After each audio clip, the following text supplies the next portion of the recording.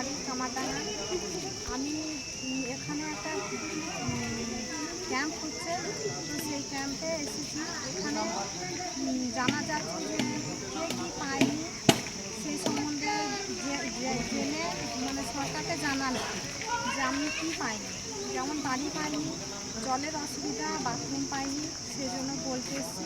আর বললে ভালো লাগবে।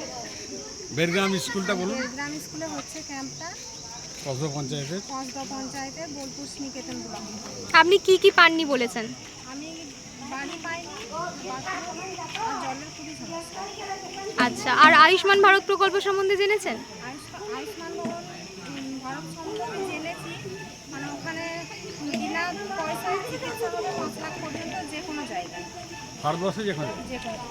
আপনি আর কি কি স্কিম সম্বন্ধে জানতে পারেন? আপনাদের জব কার্ড আছে? হ্যাঁ, আর রেশন কার্ড, আধার কার্ড আছে?